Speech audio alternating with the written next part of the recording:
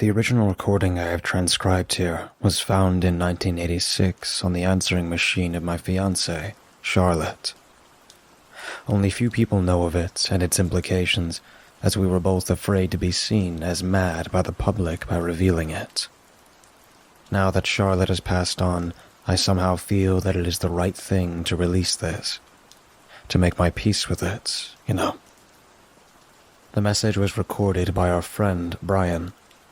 We called the police back then, but they never were successful in finding out what happened. Hey, Charlotte.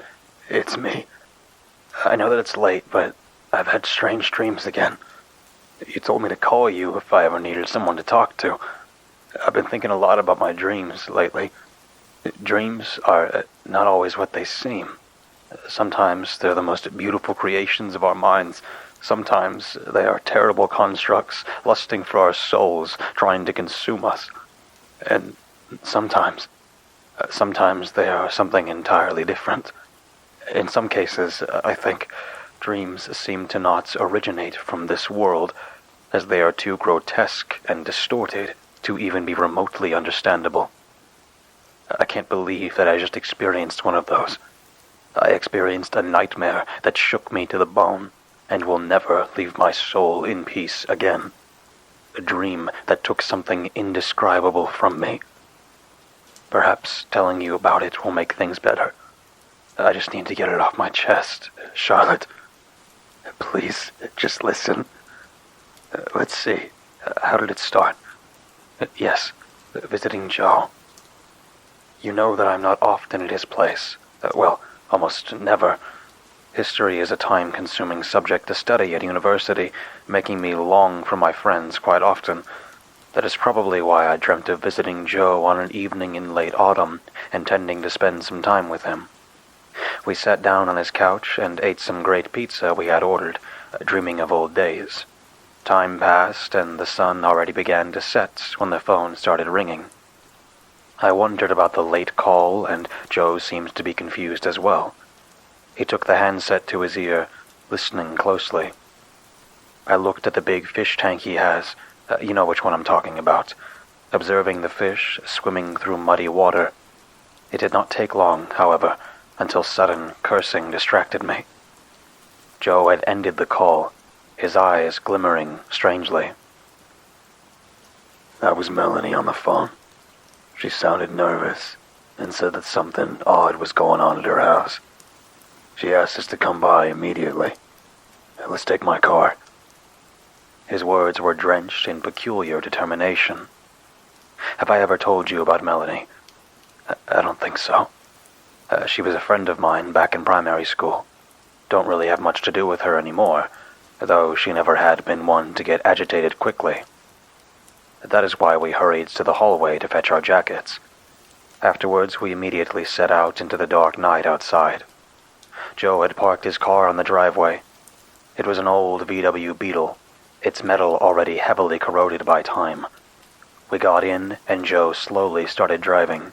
While the Beetle's spotlight illuminated the country road leading to our friend's home, the full moon was visible, making the young night a bit brighter. I couldn't help but wonder what exactly Melanie's words had meant. Something odd was going on. What did she mean by that? There are too many stories about strange things, but something supernatural couldn't have happened, could it? Probably everything was a lot more harmless than the call had implicated.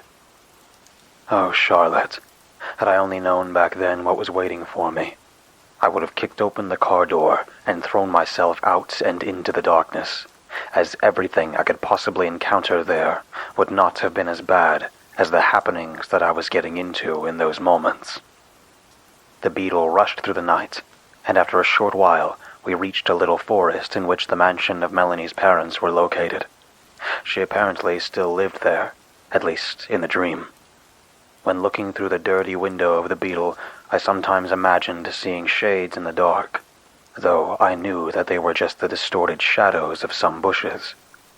After having driven through the little forest for some time, the trees gave way to a clearing. In its center, a big mansion sat, feeling haunted. made from wood in an age long past. We left the car and started walking toward the building. Melanie came running from inside the house, sprinting across the porch and down the stairs in front, her face marked by unknown terror. "They are coming," was all she could say, her body trembling. I looked at her in the eyes and saw the remainders of a horror she must have faced just now. What had frightened her so much? I just wanted to turn around and run away, far from the mansion and the forest. I did not want anything to do with this matter. Sometimes you must be a coward to survive. Joe could surely settle things on his own. He had been trying to get closer to Melanie for a year anyway. At least that is what I dreamt. Funny, as they both didn't know each other in real life. So, I turned my back to the mansion and started walking along the road, my feet guiding me directly toward the saving exit at the edge of the forest. But when I almost reached the thicket, I had to realize that the road leading out of the forest had vanished. A wall of dark pines rose in front of me. The gravel at my feet that had shown me a way out just moments ago was taunting me.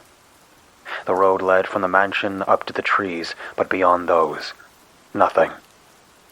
Nothing. Only darkness. I turned around again to look for my friends, but they had vanished as well. Fear crept into my mind as I searched the mansion with my eyes. I felt alone, lost as if I was the only human being left in this world. The loneliness made me tremble. Additionally, the forest in my back seemed to try to crush my sanity. What horrors lie in the deep depths between the old tree trunks? What terrible secrets did the branches and leaves hide? Could I dare to turn around to look there into the depths of the forest that could devour me? It was an evil premonition that I felt. The presence of something other than my friends or the familiar house that stood so quiet before me. Despite the premonitions of death that I felt while I thought of the forest behind me, a despair grew within me to turn around. There was only silence, but the silence was not reassuring. It felt like a terrible respite before a rumble of horror. I stared at the mansion, the only thing that reminded me of other people. Loneliness, just loneliness, poisoned my thoughts, crushing my mind. The longing for another being grew. Didn't I hear a rustle there behind me? Perhaps Joe or Melanie? No. There had been only quietness. I had to turn around. An urge inside my heart told me to, almost forced me. Slowly as I could, I turned toward the strangeness of the forest. But it had changed. No pines behind me, no darkness veiling unknown terrors. I saw a clearing, illuminated by alien moons, glittering ominously. Vines and bright blossoms sprawled on wet ground, weaving a pattern of strange, sharp shapes. A feeling of stench and harmony took hold of me. How had I gotten here? I quickly looked over my shoulder, but the mansion had disappeared as well. Only trees and shadows could be seen there, wrapped in mischievous undergrowth. But as much as I feared the forest, it was nothing compared to what I felt looking back at the clearing. It seems to be changing, slowly slipping into a distant world I didn't want to understand. And there, in the distance, I caught sight of movement. I was no longer alone. But this thought did not comfort me. This thought only made everything worse. I had to seek shelter from what was writhing there. Into the forest, into the darkness behind me, where I remained unseen. I spun around, but the trees had disappeared. Behind me, muddy, watery ground stretched endlessly, distant to a horizon framed by great, tower-like structures. At my feet, the tendril-like plants still twined, but I was no longer sure whether they were artificial or of natural origin. But one thing I knew: I would find no protection here. Hectically, I looked around to the clearing, which had not changed. There were still the angular flowers, which shimmered in billions of colors, the rivulets of black water, which made their way to the eternal plain behind me. But there had now appeared unholy stone structures that looked like a sacrificial site of ancient shaman, arranged in a ring in the middle of the ghostly clearing. I knew something was waiting there. Something was lurking. But the stones held an insane fascination for me as well. Charlotte, I don't know why, but I went there. I went to the stones, to the circle of terrors, even though I knew that that place was evil, that distant spirits clung to it and would poison my mind, that there was something peering, waiting like a predator for its prey. Slowly I moved forward, while fear slowed my steps more and more. What was I doing? Why was I walking? What was pulling me onwards? I had almost arrived at the demonic circle when I heard something from behind the trees in front of me. It was a clacking sound, uneven and far from any form of rhythm. These strange sounds felt hauntingly familiar, but I did not know where exactly they came. They tore me from the strange spell and allowed me to get myself away from the stones. When I turned around, the vast plain had disappeared, and I was once again standing in front of Melanie's house. With another glance over my shoulder, I found that the clearing had also gone, and I was once again standing at the edge of the forest. Relief gripped me, Charlotte. I don't know where my thoughts had taken me, but these places, these faraway places, seemed unnatural and wrong to me. How could I have conceived such places with my own thoughts? Where had my mind wandered? Calm slowly returned. The familiarity of my surroundings decelerated my thoughts. Everything was okay. And then, it happened. I felt a gruesome, clinging grip at my ankle. When the hand touched me, my heart almost stopped beating. I hadn't heard anything, and despite that, something was relentlessly pulling at my foot. I refused to turn around and look at my attacker directly. What unspeakable nightmare might be waiting for me? What rotting creature, what festering undead, what creeping demon might gaze at me after I turned my head around and looked down to the ground? My mind rebelled, and my brain threatened me with the most gruesome visions it could conjure up. Yet, something inside me also demanded to not heed the warnings. Demanded to look. So, I turned around and could see a blurry shape on the ground. I couldn't make it out, clearly, though my lungs started cramping nonetheless, making breathing hard work. I fell, a tree root digging itself into my back. The creature still held my ankle and started creeping over my body towards my face. When I tried to see more detail, my eyes refused to work, and the being appeared as a blind spot in my field of view. Without thinking, I lifted my free foot and kicked into the void, mustering up all the strength I had left. There was a loud bang, and the creature fell to the side, its body broken in half. Apparently, it had been destroyed, though I was not sure how it could have broken so easily. Did I beat it? Its grip lost its power, and I could get free from the hand, straining to get away from the lifeless being as fast as I could. To my horror, the thing was suddenly whole again, starting to crawl in my direction. I turned around and ran, whilst pure fear got hold of my thoughts. Suddenly, another wooden clattering sound came from deep within the forest, then another, and another. Slowly, more and more shapes started appearing between the pine trees, crawling toward me. They were starting to come from other places as well, closing in relentlessness. When I finally reached the mansion's doors, the creatures were only a few steps behind me, pulling at the doorknob frantically. I only narrowly managed to escape into the building. After the door had snapped shut, the clattering sounds stopped at once. Relieved, I pressed myself against the thick wood. The hallway was warmly lit with candles and lamps, seemingly trying to give me comfort. Having calmed down a bit, I walked through the hallway and into the old kitchen. Melanie's mother sat at the dining table, where I had eaten many delicious meals a long time ago. She looked up when I entered the room, emotionless, only saying in dampened voice, matter-of-factly, "They are here as well." Immediately, I could hear the horrid clattering noise again, coming from upstairs this time. There was stomping, crawling steps. Through the open kitchen door, I could look into the hallway, seeing the foot of the staircase. I wanted to ask Melanie's mother for help, but she was gone. I was alone again. I was unprotected. I couldn't stop them. I heard and saw the terror, a being crawling down the stairs. This time, it was clearly visible to me, but I do not have the right words to describe it aptly. It appeared to be made from wood. However, its four limbs did seem irregular and not fitting together. Where its head should have been, only a spherical, meaty mass was swinging back and forth.